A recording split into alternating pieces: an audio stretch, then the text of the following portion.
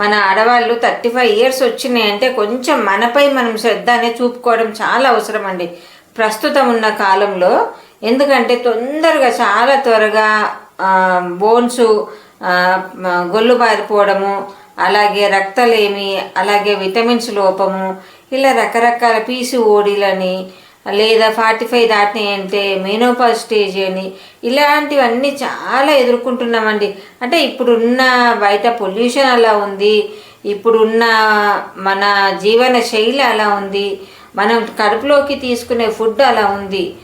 ఏదైతేందండి, ఏదైనా మనము ప్రతిదానికి డాక్టర్పై ఆధారపడకుండా కొన్ని మనము చేతనైనంత వరకు వంటింట్లో మనం చేసుకోగలిగినవి మనం చేసుకొని తర్వాత డాక్టర్ని సంప్రదించడం మంచి బెటర్ సజెషన్ అని నా ఉద్దేశం అండి. అయితే అందులో భాగంగా మనం ఏం చేయాలంటే, నేను ఇప్పుడు చెప్పొచ్చేది ఏంటంటే, మనం పిల్లల కొరకు, కుటుంబం కొరకు మనము ఎన్నో చేస్తుంటామండి. పొద్దున్న లేస్తే ఉరుకులు పరుగులు ఎన్నో చేస్తాం.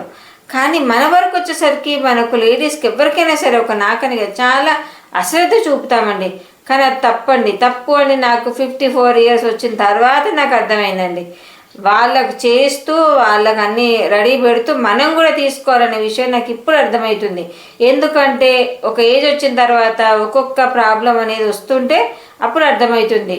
అందుకే నేను కూడా ఇప్పటి నుంచి కొంచెం నా బాడీపై నేను శ్రద్ధ చూసుకోవాలి అన్న ఉద్దేశంలో కొన్ని నా దినచర్యలో మార్పులు అనేది చేసుకుంటున్నానండి. అది ఎక్కడి నుంచి స్టార్ట్ చేద్దామంటే, మనం కిచెన్లో నుంచి చేద్దామండి. నేను అందుకనే ఇలాంటి డబ్బా ఒకటి కిచెన్లో మన స్టవ్ పక్కనే గట్టు పైన పెట్టుకున్నాం అనుకోండి, మనకు గుర్తుంటుంది అది. అందుకనే డ్రై ఫ్రూట్స్ డబ్బా నేను అలా సెట్ చేసి పెట్టుకున్నానండి. డ్రై ఫ్రూట్స్ అనేది మనం ఏవైనా తీసుకోవచ్చు అండి, ఎన్నైనా తీసుకోవచ్చు. కాకపోతే ప్రతి వారంలో ఒక 5-6 రోజులు తీసుకోవడానికి ట్రై చేయండి వీలైన వాళ్ళు, లేదా 5 రోజులన్నా కనీసానికి. వీలైతే రోజు తీసుకోవడం చాలా మంచిది అనుకోండి. ఎందుకంటే దీనివల్ల మనకు చాలా బెనిఫిట్స్ ఉన్నాయండి.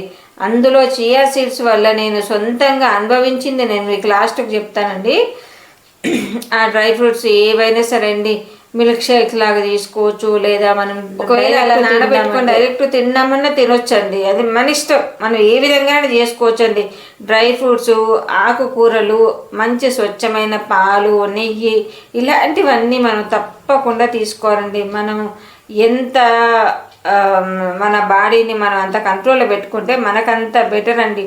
ఈ పీసీఓడీలని, లేదా రక్తలేమి అని, లేదా విటమిన్స్ లోపం అని, లేదా మెనోపాజ్ దశలో మన రకరకాలుగా మన బాడీలో మార్పులు అనేది మనం గమనిస్తూ ఉంటామండి. ఇవన్నీ లేడీస్ కొరకు చెప్తున్నానండి.